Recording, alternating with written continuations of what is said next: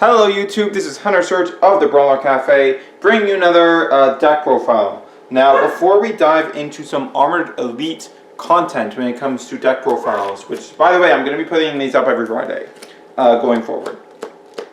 I might move them to Saturday, probably going to keep them on Friday for now, though. So, we're covering one last Battle Planet deck profile, because I don't think there is a good enough list of Serpenteze burn out there on the interwebs, and this build I feel is relatively perfect at this point. This is a slightly modified version of the build that you saw me play against Toolbox. That version had some flaws, which I feel have been basically completely fixed in this version that I'm about to show you. Also, for this deck profile, and of course all of the Armored Elite deck profiles I'm going to start doing next week, they are going to be completely proxied, so I'm not going to have the toys out because I don't even have the molds of some of the Bakugan here. And I don't necessarily have all the cards, and of course, especially not all the cards, considering I don't even have access to Aurelus personally. My logic here is, of course, I will use the same mold if it's available to me, if I've personally obtained it. However, I'm the kind of person who will wait as long as possible until I have a tournament I need to be playing it in, to get a mold that I need for a deck, and what I feel I found in testing is that there's no Bakugan whose molds are don't work to at least at the absolute minimum requirements of accurate pickups with some sort of straight shot, which the pivot shot does perfectly. So I feel that testing, once you master that, testing for the bare minimum of how the deck is going to perform can be done with basically any mold. I'm not going to repeat this at the beginning of every deck profile, but I feel it's important to establish it here before we get into this first one. So yeah, the main difference that you're going to see in most cases, outside of very big streams, which I haven't really found. Titan Drago almost looked like one, but then I was like, oh, I found a way to roll. I found the right speed to roll this. So, you know. The only exception is, of course, when you get multi-core pickups, and that is, solely a benefit. So, you're still getting, your testing isn't moot in any way. The deck is just better than you tested it to be. So, you know. With that said, let's get into it. So, this is of course a Serpenteze deck, which means we open with Pyrus Serpenteze core. This is the core of the deck, if you will.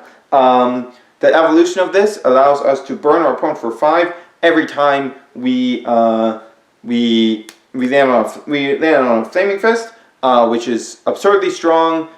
It's a 5 cost for a reason. If we can just keep this going, we can kill our opponent in a way that's very difficult to interact with. Though not so interactable as that would be comparable to Might Mac or Maximus. But it's still a very, very powerful card that can be quite difficult to deal with, especially for a lot of the lower tier decks. Very potent, very threatening. Now because of that, because all we care about is getting to the point where we can just start burning our opponent to death with our rerolls using his evolution. For our other Bakugan, we don't really care about the damage they're dealing. We just want them to be as strong as possible and winning battles as efficiently as possible.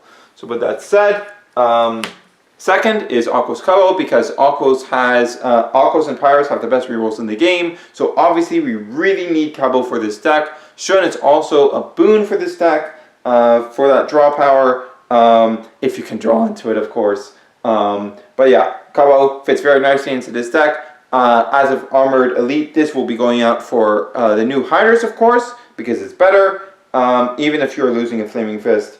But yeah.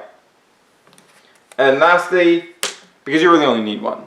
And lastly, this is a rather last minute change, actually.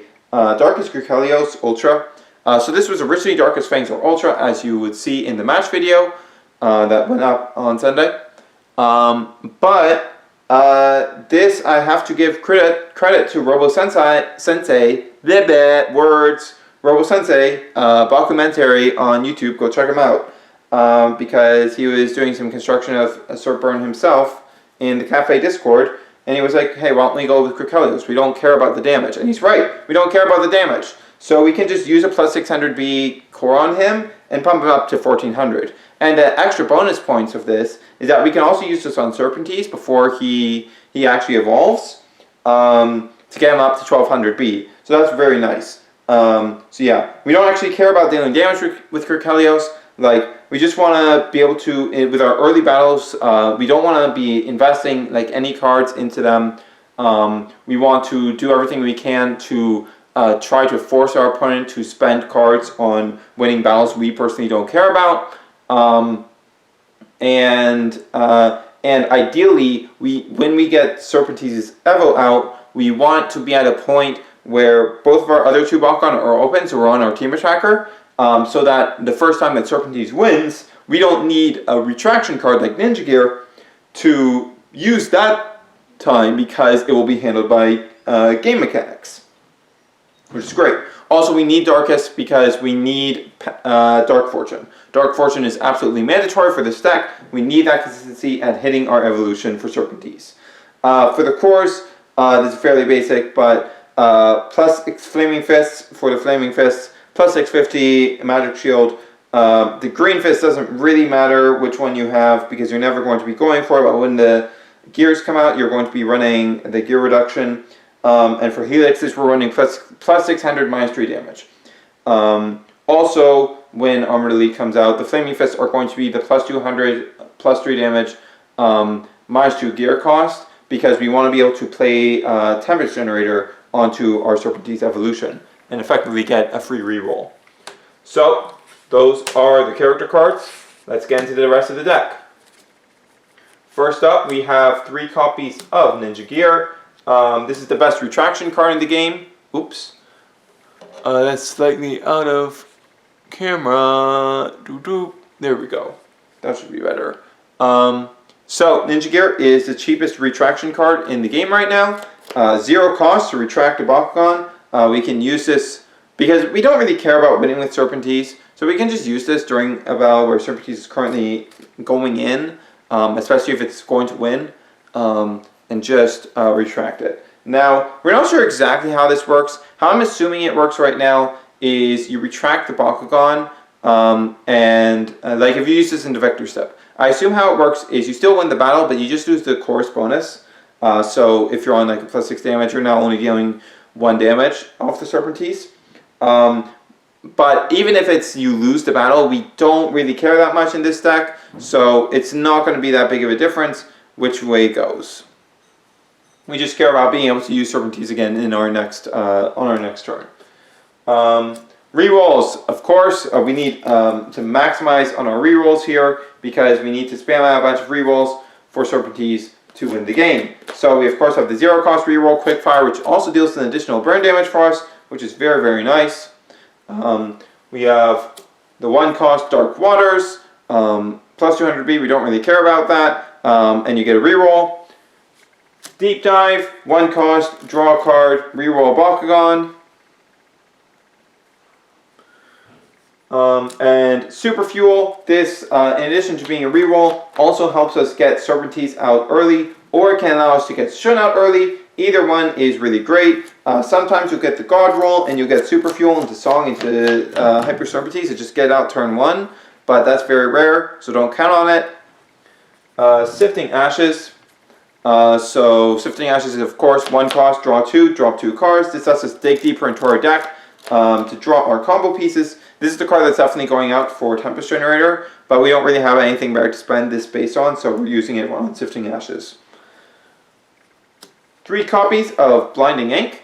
So this is primarily here to negate opponents' Blinding Inks.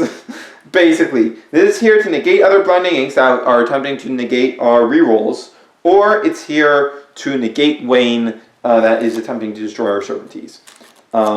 Either or, very useful card, very important for keeping our combo going. 3 copies of Dark Fortune. This is a 3 cost, that's a search out our Serpenteze. Of course, very valuable. It's still within range for Blinding Ink, so be very careful about that. If you can bait your opponent into a situation where they no longer have access to Blinding Ink, like they've spent enough energy that they can't do it, then that is ideal. Or if you can super fuel into it, turn 1. That is also ideal.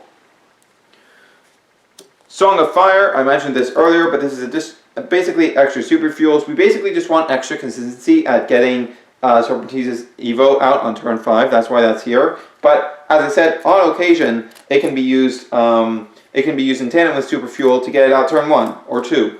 Also, the other reason this is here, in addition to just increasing consistency, having more copies of effectively the same card for our purposes means that in a situation where your opponent is holding a Blinding Ink to try and stop this from getting out early, you can have another copy in hand waiting to drop on the next turn. Or if you're on turn 4, just drop 2 right away. Yeah, super fuel into Song of Fire, I mean. 3 copies of Shun. We're rerolling a lot in this deck, so we want this draw power. If we can get Shuna with Serpenteze, like, we are almost always going to win, unless our opponent has like an out like Wayne to just shut us down completely. Because like that draw power to continue drawing into our rerolls and our retractions, plus the burn damage on every open, is just really, really difficult to deal with. Here's of course the man of the hour, Pyrus Hyper Serpenteze. 1000 B power. We kind of wish it would be lower, but we have to deal with 1000 B power because we really don't want to win with him. Unless it's a team attack, we want to avoid winning with him because we just want him to keep closing so that we can keep rolling with him, so that we can keep dealing burn damage. He only has 1 damage rating, of course, which doesn't matter because of the burn damage. And he's just like, he makes this whole deck, of course. That's what this whole deck is about. Now for flips. We are running a higher count of flips than normal because this is a deck that needs to stall to like turn 3 or 4 at best before it can really start going off. So we need some efficient flips to keep us alive until that point in the game. Unlike in most decks, our flips are actually directly aiding our win con, especially once we've got Hyper Serpenteze out, because like we're intending to lose with them each turn. So these flips are actually like effectively being another reroll when we flip into them. So they're very important in this deck, much more than in other decks. So 3 Pact of Darkness. You all know what this does. You should probably all know what this does by now. Darkness is not a super common faction because it doesn't have really strong cards. So its condition is pretty much a non-condition. You drop a card from hand, you stop damage. Pretty good. Then, because this meta has developed very healthily, we're running Darkest Snare because magic shields are everywhere. If you're not running magic shields, you're probably losing in most cases. So Darkest Snare is very handy. Zero cost, no need to discard cards from our hand. We'll stop most things that we're going to be up against. So it's just fantastic. And for our last 2 flips, we have 2 copies of Sonic Shield. This is for the things that aren't running magic shields, which are going to be Flaming Fists. Because I mean, if we're fighting like an aggressive deck, like if we're fighting a Hydronoid, or we're fighting a Might Mac based deck, like anything that's planning to utilize Might Mac will generally be on a Flaming Fist. So Sonic Shield will be able to stop it for 1 damage, for 1 energy, as well as the Pacts already being able to stop most carriers of that. Although they are the deck that tends to carry Darkest most frequently. So with that said, that's the deck. Have fun ruining people's enjoyment of the game with this nonsense, because that's what burn decks do. That's what they exist for. Have fun. That's going to be it for this one. Hope you guys enjoyed. With that said, this is Higher Surge signing off. Finger isn't on. That said, this is Higher Surge signing off. Okay, I did it right. Put me on the fridge, Mom.